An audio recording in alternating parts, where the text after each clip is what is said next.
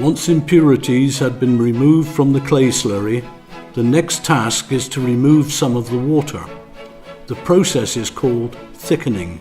At Wheelmartin, the slurry flowed from the bluing house straight into the 3 tanks below.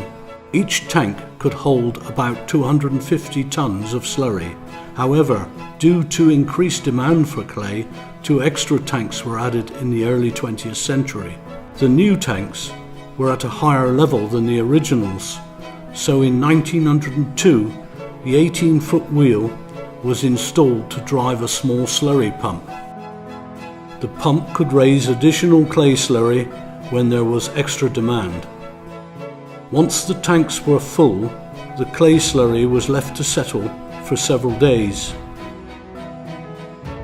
Clear surface water was progressively drained off through buttonhole launders in the sides of the tanks. Once the clay slurry had reached the consistency of single cream, about 12% solids, a plug was removed and it drained into the larger tanks next to the pan kiln. The 5 lower settling tanks were filled and emptied in rotation, as it could take up to 3 months for the clay to reach the desired consistency of 30 to 40% solids, similar to clotted cream. The clay was then taken into the pan kiln for further drying. As the tanks were gradually emptied, rails and wagons were used to make the job easier.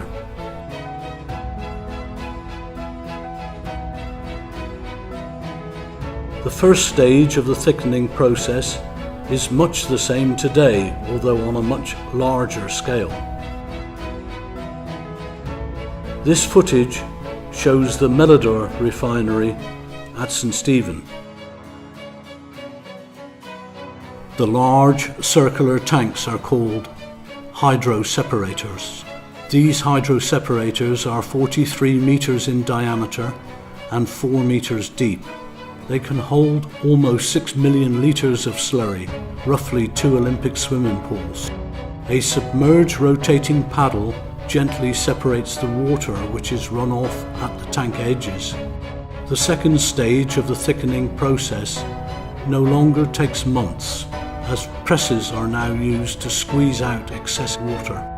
Presses act like a large vice, squeezing a series of nylon pockets containing the clay slurry. This footage from the mid-1970s shows workers removing the pressed clay cakes prior to drying. The cakes would drop into a wagon below floor level for transportation into the kiln. A later development was the tube press, which could remove almost all of the remaining water.